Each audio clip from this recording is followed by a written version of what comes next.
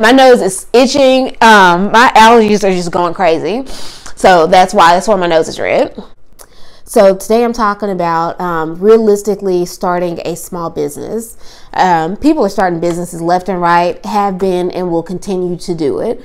It's totally fine. I applaud people for that because there's money out there to be made. It's not just for the celebrities. It's not just for the athletes and the entertainers. You know, people can make money too with their small business, but there is a way to do it. Realistically, starting your small business, for starters, what do you want to do? You need to know exactly what you want to do.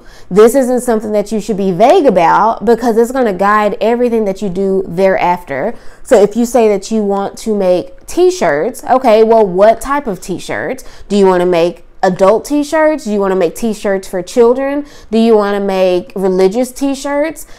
Sports t-shirts, parody, like specifically what are you going to sell? And then following closely after is why do you want to do it? As my business has grown, I've done so many interviews, and one of the things that they always want to know is why. Why did you start this business? Why did you do this? What made you want to do it? That's always like one of the first questions that they ask.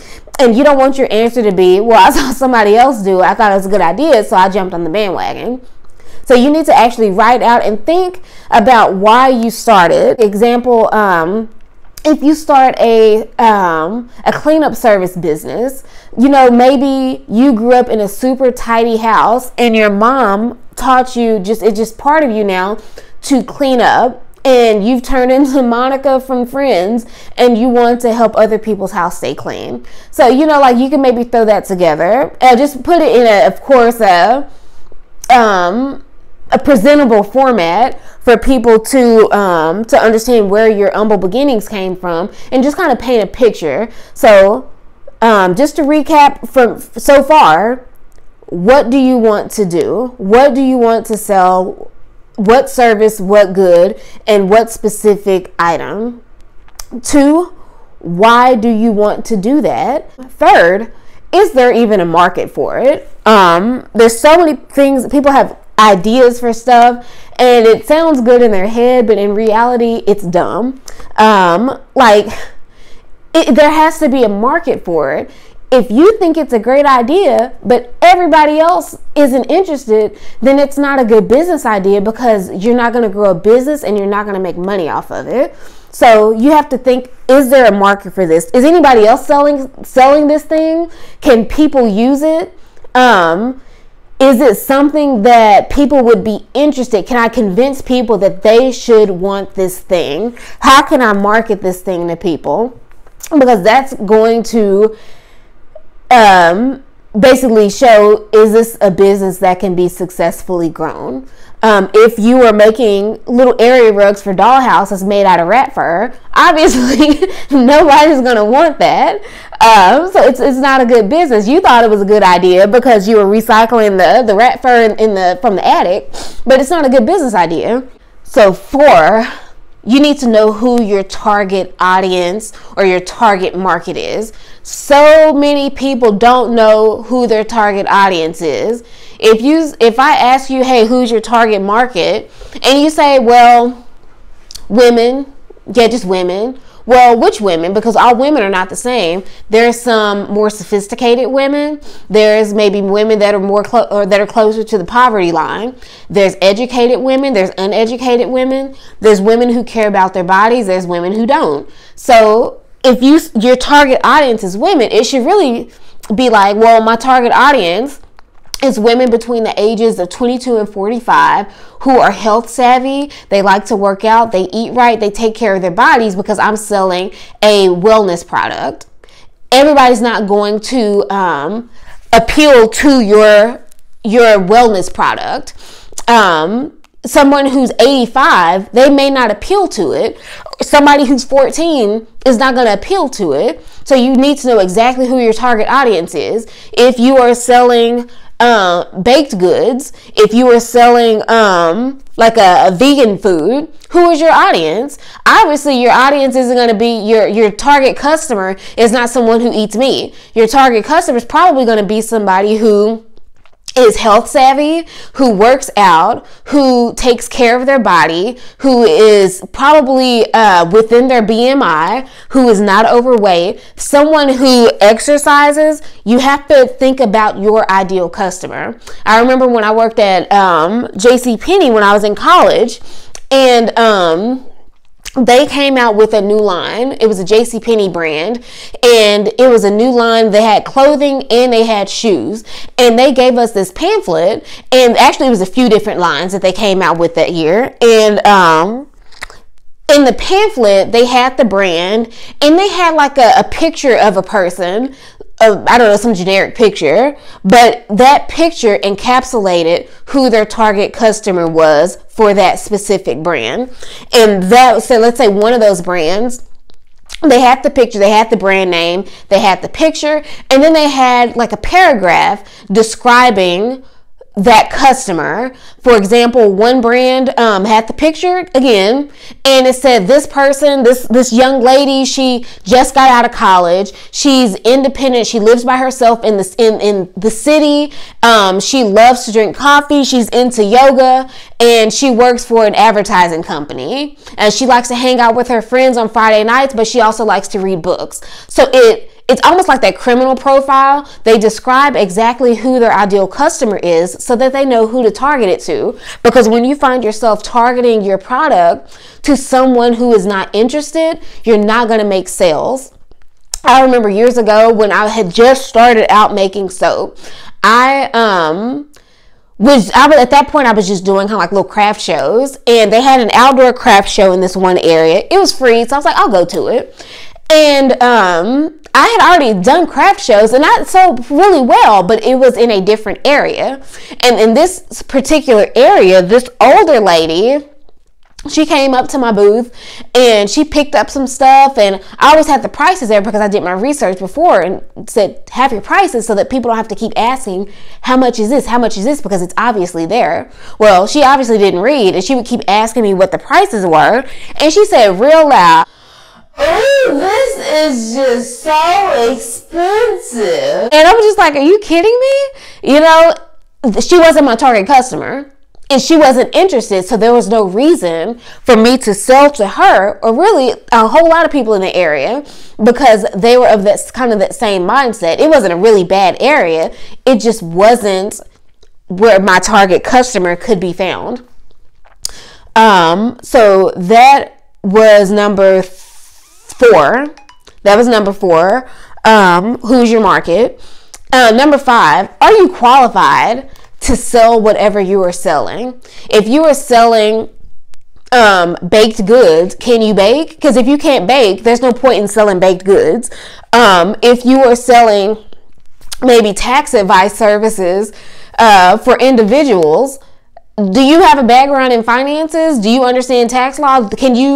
Are you qualified to sell whatever you are selling, or are you just trying to make a buck off of somebody? And that's going to make the difference of whether your business grows, because people will catch on. Their service ain't good, their food ain't good, and the people won't buy from you. So make sure you are qualified to do whatever you are to sell whatever you're selling. And you have to be really careful not to overstep your boundaries. Don't give legal advice if you are not a barred attorney. Don't give medical advice if you are not a doctor, a licensed doctor. Don't do certain things that you are not qualified to do, because that's how you find yourself in hot water. Are you qualified to do it? If you are making things by hand, do you know what you're doing? Does it look good? If it doesn't look good, give yourself some more time to get better at your craft before you start to sell to people, because you're going to lose a lot of people if you start before you were ready. Number 6, have you planned?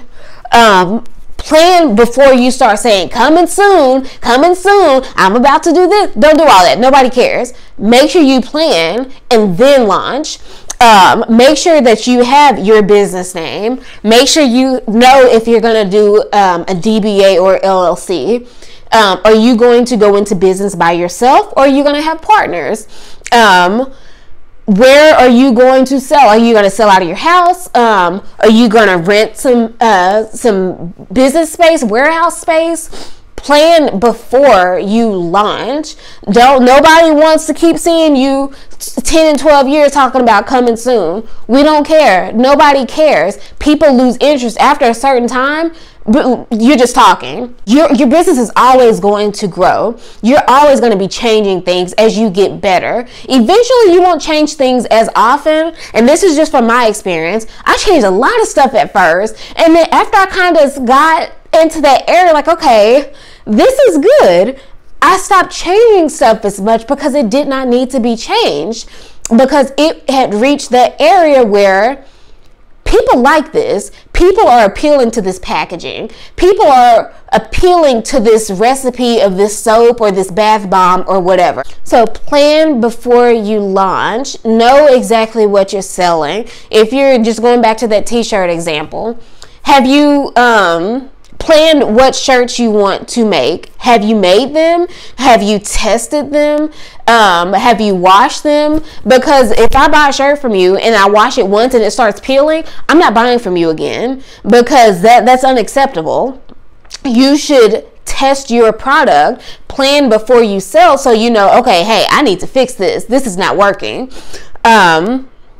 Plan before you plan your business name. Plan it so that you can also get your social media tags or your social media handles to match it. See if you can find a website name. So you don't want to have like your website name, your business name, your Instagram name, and your Facebook name. They're all completely different. You don't want to do that. So before you license your business name, make sure you've planned, okay, well, this name is taken. Let me kind of tweak it a little bit. Maybe I can find another handle. So like if mine is NHCO Botanical Body Care. But that's like not common. So it was really easy to find. Now NHCO is a thing across like other counties or something, where it's like North Hills something, like it's like some kind of community facility or water facility or something. But NHCO Botanical was available. So even though my business name is NHCO Botanical Body Care, that's a mouthful. So my website is nhcobotanical.com. My Facebook is NHCO Botanical. My Instagram is NHCO Botanical, and my Pinterest is NHCO Botanical. So plan ahead so that you don't get into all this underscore this and underscore this 1987, like all of that stuff. Plan ahead so it doesn't look sloppy. Number 7, make sure that you have the money to get started. Don't believe the hype that you can start a business for free. Yeah, you can start it if you're not doing a whole lot. If you just create a business, a Facebook page for your business. But if you are selling a good, you obviously have the money to buy the raw materials or whatever that you are selling. So you have to have money to start. You can't start a business for free. So make sure that you have the money for that. Make sure you have the money to purchase your DBA. I know in Texas, the DBA, I think it's like $25. If you want to do an LLC, we'll get into this later too in a different video. But like an LLC, I think it ran me like, I think like a little bit less than $400, maybe like $360 or something like that. So make sure that you have at least some money to get started. I'm not saying you have to have thousands of dollars, but have something again to buy your business license, to buy some business cards. If you want to purchase your website domain, it's not good if you got to do what you got to do, but if at all possible, don't have www.wixmyshop.online/myboutique.com. Like all of that is unnecessary. Buy your domain. It's like, it could be like $18 a year, depending on who you go through, of course. You could get the first year for $1. So plan ahead and make sure that you have some money to get started so that you can look professional. If none of that matters to you, then it doesn't matter to you. If you don't care about having a professional website name, it doesn't matter. If you don't care about having business cards, then it doesn't matter. And this video probably isn't for you anyway, if none of that matters.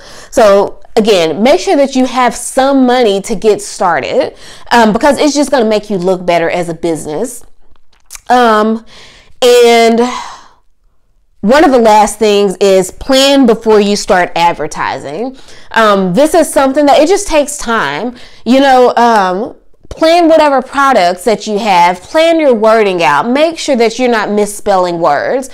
One thing that really irks me is when people put the $sign behind the number. $10, it's $10, not $10. Typos, spelling errors, grammatical errors. Plan before you advertise, plan before you make a Facebook post, before you make an Instagram post.